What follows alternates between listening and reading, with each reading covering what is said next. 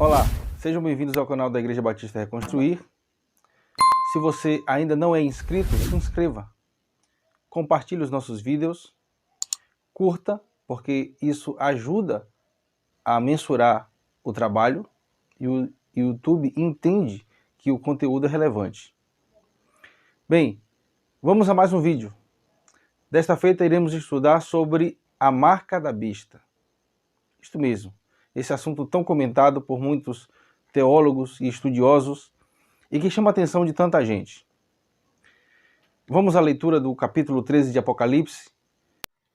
Apocalipse 13 diz: E pus-me sobre a areia do mar, e vi subir do mar uma besta que tinha 7 cabeças e 10 chifres, e sobre os chifres 10 diademas, e sobre as cabeças um nome de blasfêmia.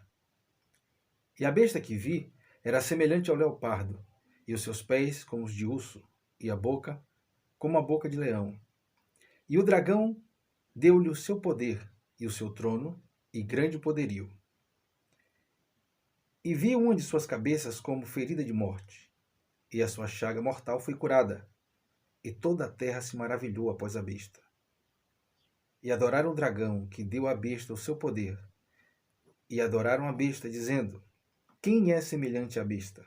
Quem poderá batalhar contra ela? E foi-lhe dada uma boca para proferir grandes coisas e blasfêmias, e deu-se-lhe poder para continuar por 42 meses. E abriu a boca em blasfêmias contra Deus, para blasfemar do seu nome, e do seu tabernáculo, e dos que habitam no céu. E foi-lhe permitido fazer guerra aos santos, e vencê-los. E deu-se-lhe poder sobre toda tribo, e língua, e nação.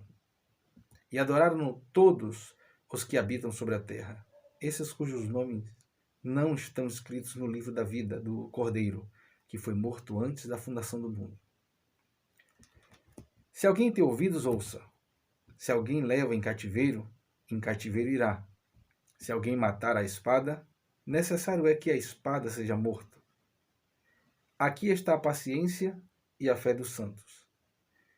E vi subir da terra outra besta, e tinha 2 chifres semelhantes ao de cordeiro, e falava como dragão. E exerce todo o poder da primeira besta na sua presença, e faz que a terra e os que nela habitam adorem a primeira besta, cuja chaga mortal fora curada. E faz grandes sinais, de maneira que até fogo faz descer do céu à terra à vista dos homens. E engana os que habitam na terra com sinais que lhe fora permitido que fizesse em presença da besta, dizendo aos que habitam na terra que fizessem uma imagem à besta que recebera ferida de espada e vivia. E foi-lhe concedido que desse espírito à imagem da besta, para que também a imagem da besta falasse e fizesse que fossem mortos todos os que não adorassem a imagem da besta. E faz que a todos, pequenos e grandes, ricos e pobres, livres e servos, lhe seja posto um sinal na mão direita ou na testa, para que ninguém possa comprar ou vender, senão aquele que tiver o sinal, ou o nome da besta, ou o número do seu nome. Aqui é sabedoria. Aquele que tem entendimento, calcule. Para entendermos esse assunto, precisamos retroceder um capítulo. O capítulo 12 do livro de Apocalipse trata da mulher e o dragão. É dito ali que o dragão está a observar uma mulher que está para dar à luz um filho que há de reger as nações com cetro de ferro. Este filho é levado para Deus e para o seu trono, de maneira que agora o dragão passa a perseguir a mulher. Esta recebe asas como de águia para ser levada ao deserto, e o dragão abre da sua boca, lança da sua boca uma inundação, ao passo que a terra se abre e ajuda aquela mulher, retendo toda aquela inundação. O dragão passa a perseguir os descendentes desta mulher. É dito também no livro de Apocalipse, nesse mesmo capítulo, que Satanás perde o seu espaço de acusação e ele cai dos céus. E agora ele tem grande ira. É dito, Ai dos que habitam sobre a terra, porque Satanás desce até vós e tem grande ira, sabendo que lhe resta pouco tempo. Após o capítulo 12, temos um cenário diferente no capítulo 13. João agora vê na areia da praia uma besta que sobe do mar. Qual o significado disto? Você vai perceber na simbologia do Apocalipse que mar significa nações, ou seja, a besta que sobe de muitas nações. Esta é a besta que nós conhecemos como o Anticristo. João descreve a aparência dessa besta e ele diz que ela tem 7 cabeças, 10 chifres e sobre cada chifre um diadema ou coroa. Esses chifres representam poder. Também ainda sobre a sua aparência, João diz que ela é semelhante ao leopardo, que tem pés como de urso e boca de leão. Não é a primeira vez que um profeta utiliza animais para descrever algumas nações. O profeta Daniel já havia tido visões com animais representando nações. Aqui vemos claramente que se levanta um governante mundial, o Anticristo, e ele vem de muitas nações. Ele terá um domínio sobre muitas nações e no seu governo único ele implantará o seu sistema anticristão. A partir do versículo 11, vemos agora subir da terra uma outra besta. Não se engane, são 2 bestas. Essa segunda besta nós conhecemos como o falso profeta. Ele é alguém que está a serviço da primeira besta, que vai dignificar, por assim dizer, bajular a primeira besta, vai apontar como uma espécie de apoio ao que a primeira besta está fazendo. Tanto é que é dito que ele manda que se faça uma imagem e que as pessoas adorem a primeira besta. Esta é claramente aqui uma referência ao meio religioso. Vemos aqui a Roma representada por essas 7 cabeças e pelo seu sistema.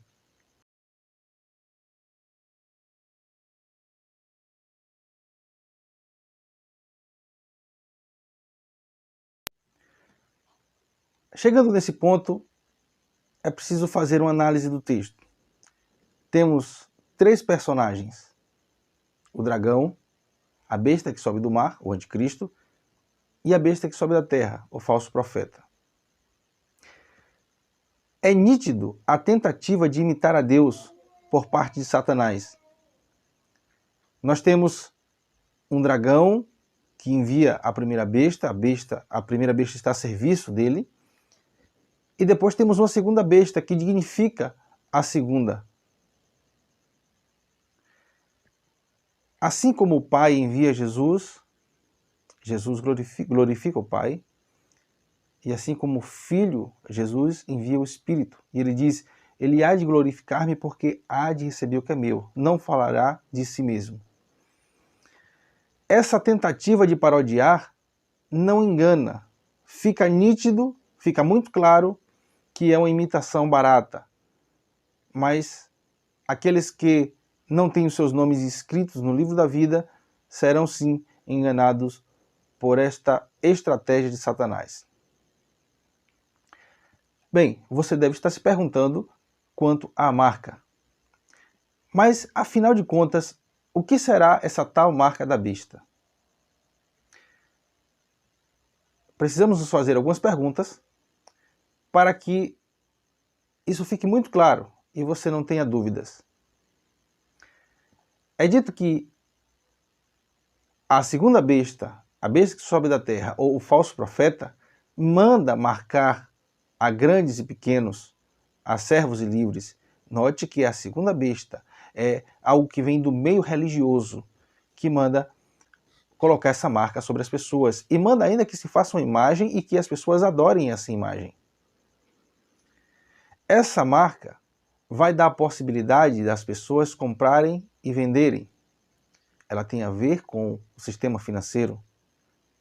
Então ela tem a ver com o sistema religioso e também com o sistema financeiro. Eu já ouvi muita coisa sobre a chamada marca da besta.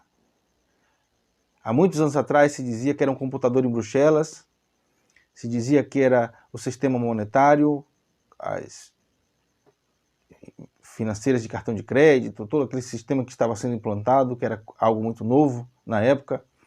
Se dizia que era o código de barra.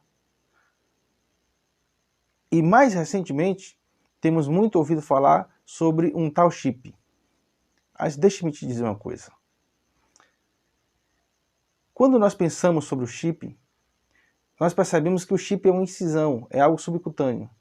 E se você pegar o original, é dito ali que a segunda besta, a besta que sobe da terra, ela marca a todos, servos, livres, grandes e pequenos, e essa marca aqui, ela, no seu original, haragma, sinal ou marca, ela remete a algo que está sobre a pele e não sob a pele.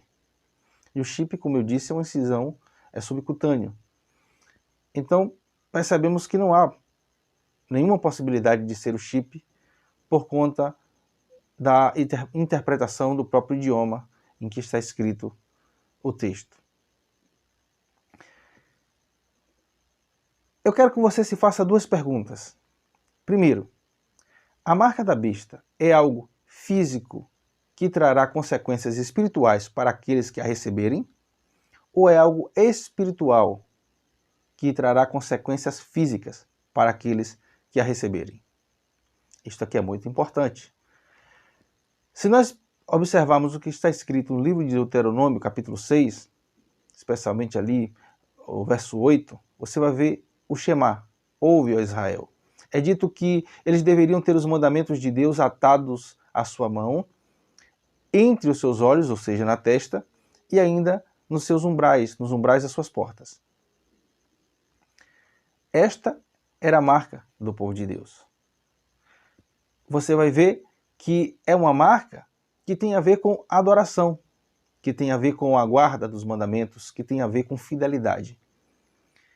Portanto, há uma interpretação, e muito mais lógica, que trata a marca da besta como algo que tem a ver com adoração, que tem a ver com consciência, e ainda assim com guardar os mandamentos de Deus. De maneira que nós podemos observar que aqueles que são marcados por Deus nas Escrituras, eles recebem o selo de Deus. O Espírito de Deus, por exemplo, ele é tido no livro de Efésios, capítulo 4, verso 30, como selo. E não entristeçais o Espírito Santo de Deus, o qual foste selados para no dia da redenção. Aqueles que têm a marca de Deus não são condenados, e os que têm a marca da besta serão condenados. Em contrapartida, os que têm a marca da besta podem comprar e vender, e os que não possuem não podem, não têm a mesma liberdade. Note que a marca da besta está relacionada com adoração, como eu disse, com consciência. Logo, não pode ser recebida de forma inconsciente, como muitos dizem. Nesse tempo pandêmico que temos vivido, muitas pessoas alegaram ser a vacina contra o Covid a marca da besta. No entanto, não há nenhuma base bíblica ou teológica para afirmar tal coisa. Porque a marca da besta, volto a frisar, ela é recebida de forma consciente e tem a ver com adoração. Ninguém pode ser marcado de forma inconsciente. Muitas pessoas se questionam como as pessoas vão receber essa tal marca se há anos que a igreja vem denunciando toda estratégia diabólica e que o anticristo vai fazer isso, que Satanás pretende levar as pessoas à condenação, deixe-me te dizer uma coisa. Muitas pessoas não só a receberão, isto é, a marca, como terão satisfação, prazer, orgulho em dizer que é marcado. Nós estamos caminhando para um momento onde o mundo está tirando Deus, afastando tudo que é Deus.